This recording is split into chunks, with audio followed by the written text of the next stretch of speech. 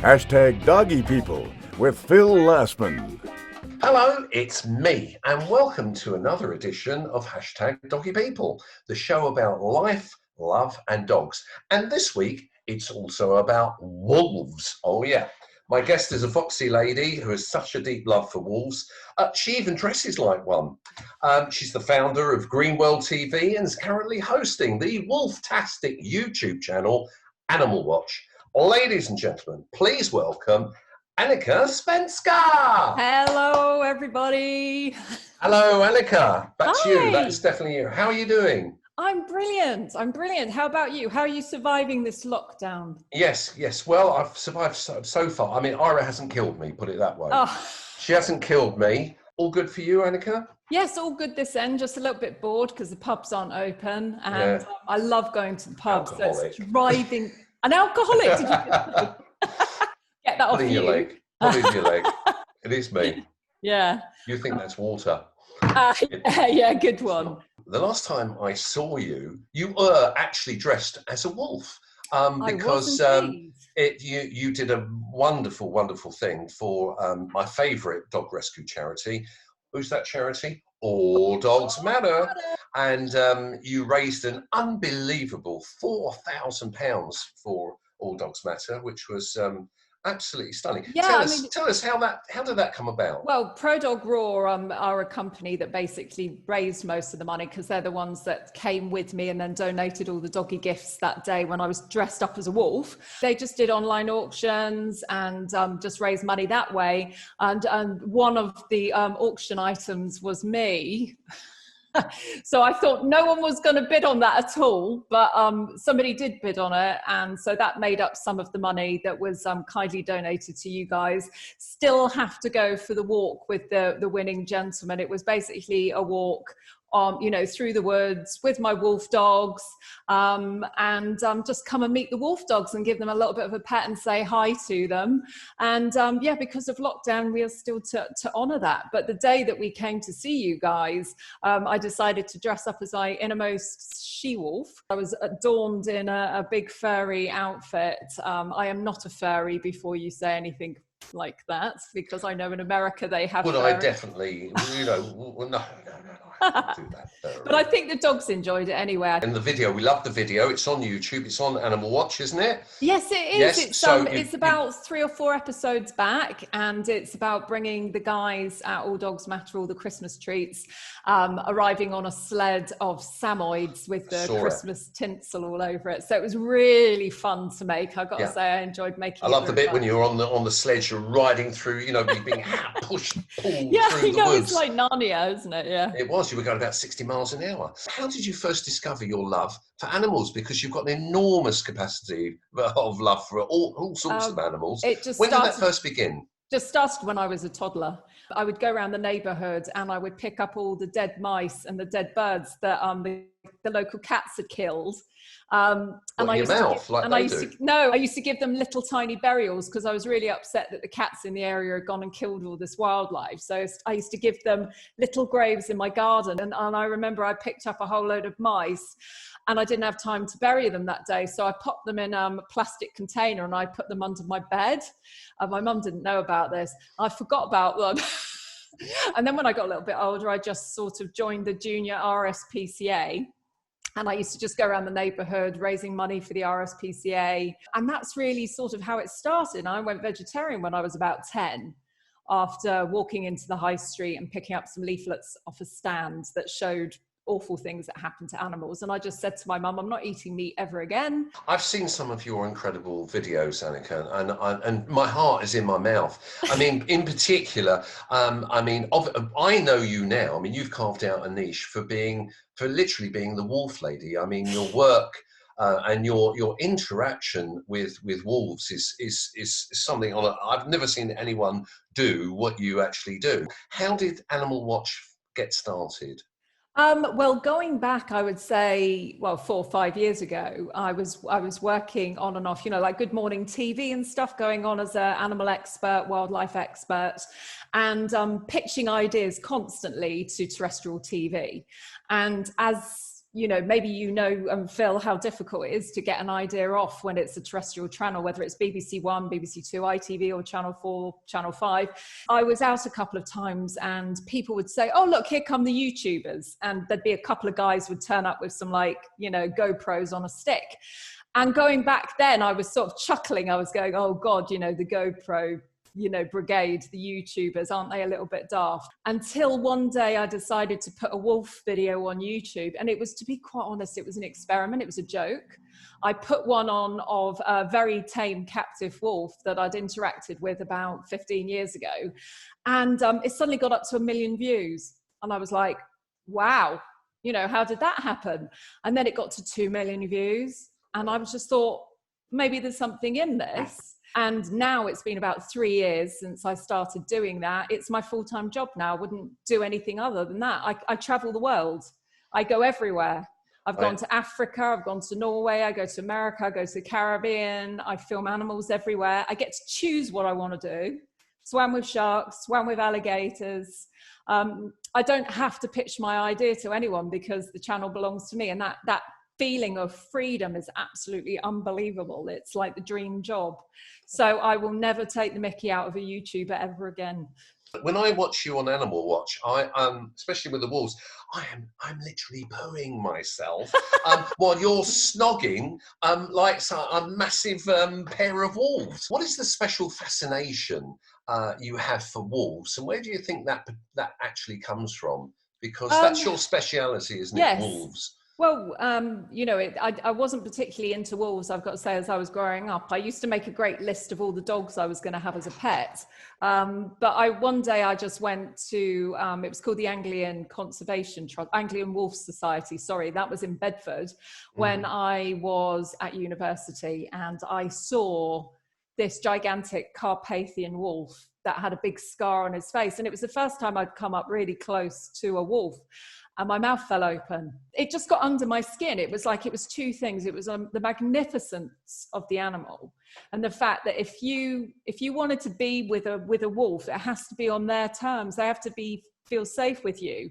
The only reason I've been able to interact with the ones that you see on Animal Watch is because they're in captivity in some way. They've been hand raised. They're used to human interaction, yeah. But even then, the way you act and you behave around a wolf, there is a particular energy that you must use when you are with them. I've seen people going with wolves snarl, snap, try to nip their hands, or just run away because they just don't feel safe with them. I've always just felt very, very relaxed with them, and I just think it's just the energy that I give off, and they feel very safe with me, and they lie down around me and they want to be with me. They are extremely affectionate. So this is why when you said, see, you're kissing the wolves, they like to lick your teeth. So with wolves, they taste and they smell you. They want to know what you've eaten. They want to know if you're a nice person. They want to know if you're sick. They want to know everything. And they get this by the smell, the smell of your breath, what you've eaten, lick your teeth. So, and a wolf will be very, very demanding. It will insist on this. And if you don't let them do it, they won't trust you as much. Hang on a minute. So if I met a wolf, I'd have to let him lick my teeth before he'd say, okay, Phil, I'll be friends with you. Yes. I'll let you stroke me and interact. You have to crouch down a little bit. You have to become smaller than what you are. You have to allow them approach you. They must be able to smell you. They must be able to have mouth contact. You've got to be quite forward with them. You've got to go, I am prepared to let you kiss me. On the first date. Is this on the first date? What do your family think of you letting, wolves kiss you in the teeth? They don't care because we've got wolf dogs at home that are the same size as the wolves that I interacted in with Norway.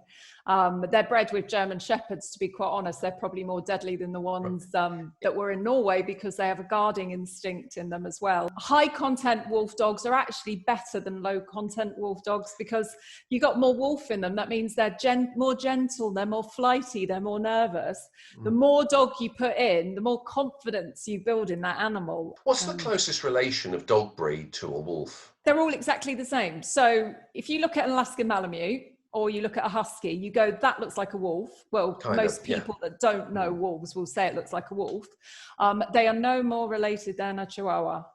They have all been on that same journey since the dog split away from the wolf 30,000 years ago. The modern day grey wolf that we see, that didn't even exist 30,000 years ago. That is a modern day version of that original wolf that the dogs came from and our modern day wolf came from. So 30,000 years ago, a couple obviously found their way around humans when they were hunter-gathering, and it was like a mutual relationship. It was the humans found that they guarded the camp, kept people away or kept other wolves away. In turn, they would feed them and they would give them scraps, and then it became this really nice relationship. And as you know, Phil, as you know dogs so well, you're going to get some are more friendly, some are more wary. So the ones that teamed up with the humans were obviously the more confident and the more nice ones. And that's how the modern day dog just started. They don't bark, do they? A wolf will do this. He'll go, woof. If he hears something strange, it's just this very low sort of, woof.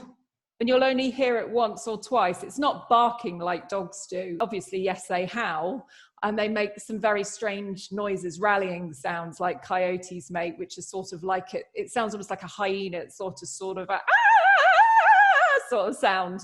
What special skills do you need to get close to a wolf? Is it just about letting them see your teeth and lick your teeth? Or it's a whole manner of things. It's like they don't particularly like men.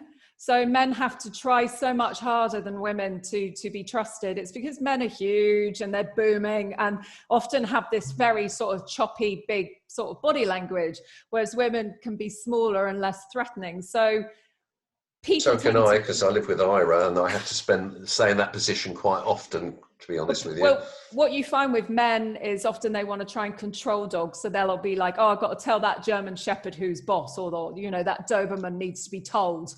You can't do that with wolves. Not a good attitude, is it? Opposite psychology with a wolf. You've got to let it trust you. So then you have to make yourself more trustworthy. And then it's that delicate balance between that and not letting them think that you're weak. It's just like, it's my first meeting with Ira. I had to be really, really diplomatic because she is dangerous and she does bite, I can tell you that. Do you know of anyone who actually has a wolf as a domestic pet? Ira and I did meet a gentleman many years ago, actually.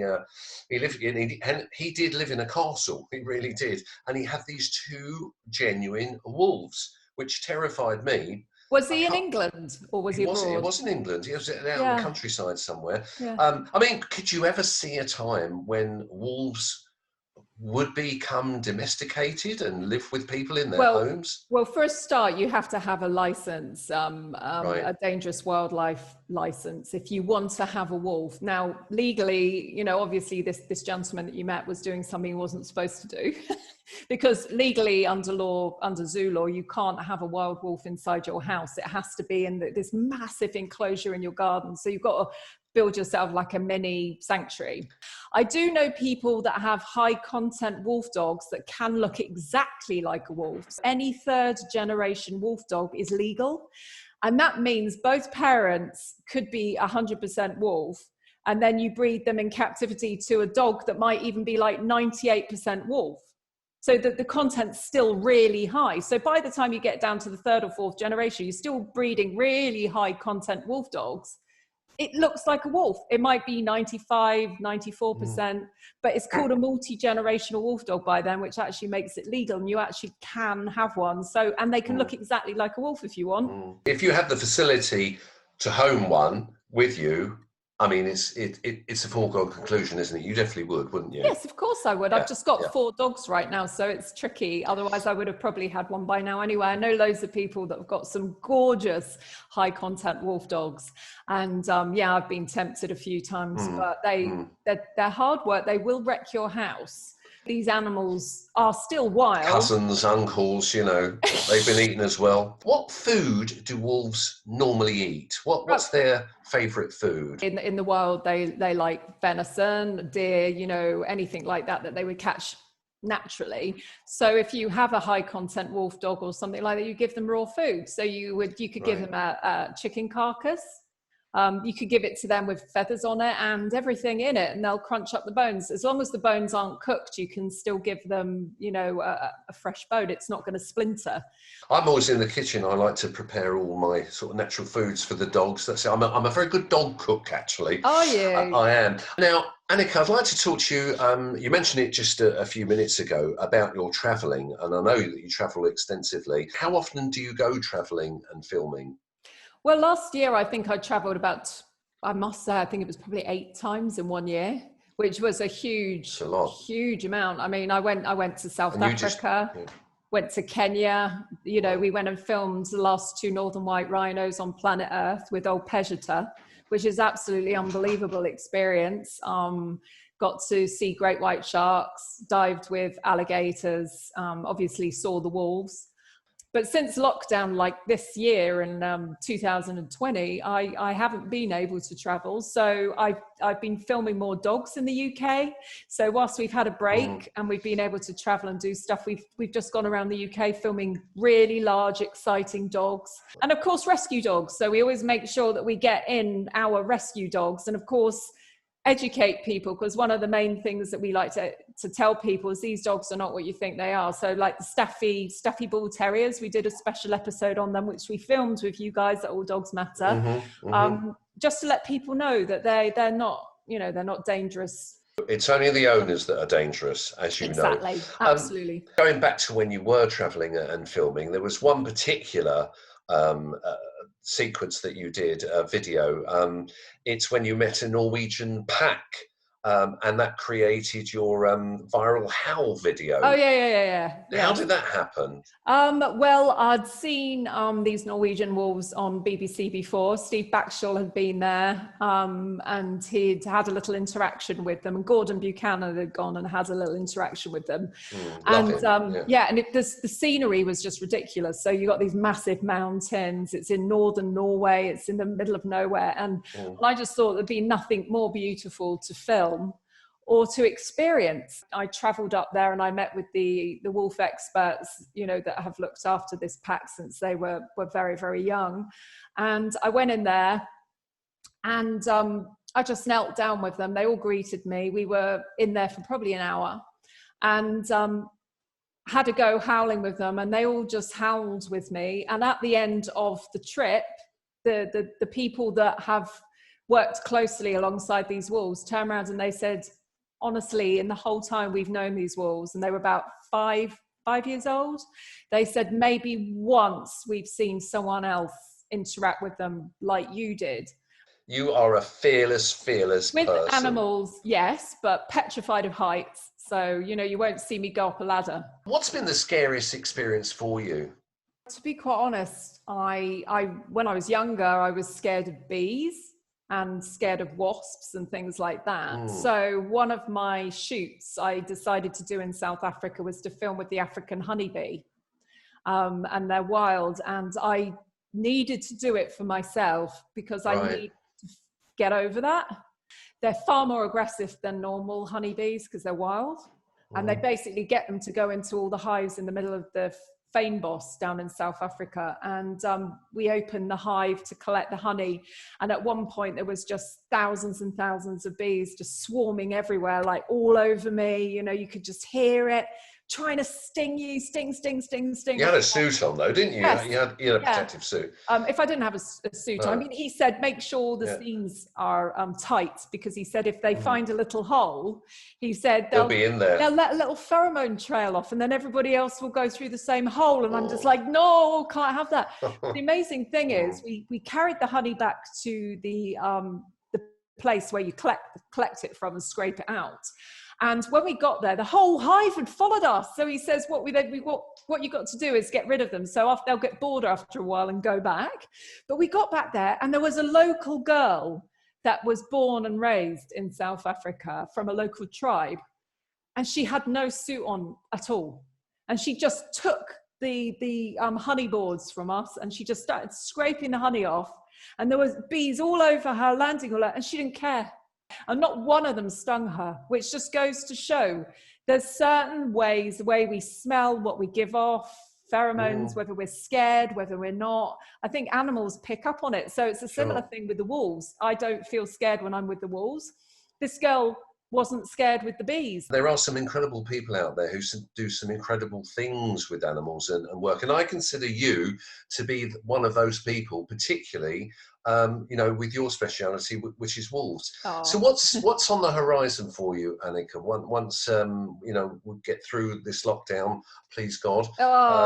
What's left for you? Where do you hope to go next? What do you hope to I'm film going next? to definitely head back to America. I'm going to go out with some guys that I worked with closely 2 years ago, out to catch pythons in the Everglades. Oh, you're onto snakes, right? Yeah. Go and catch some snapping turtles. You know, those massive, really, quite scary, but it's something I'd like to do. I'm going to dive with bull sharks in Florida. Going to go to Tiger Beach, dive with the sharks at Tiger Beach.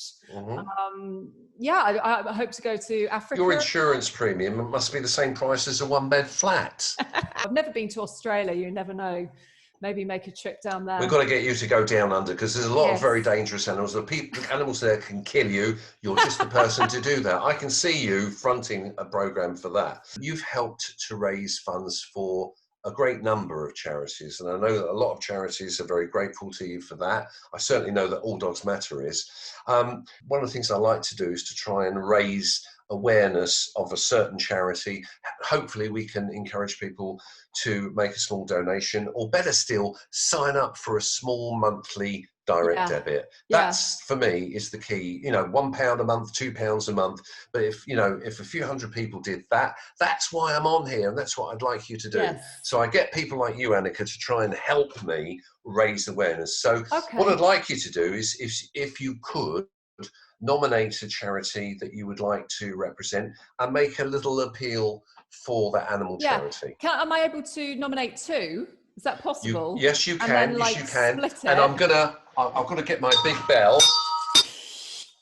I like to ring that. I found that on someone's back seat.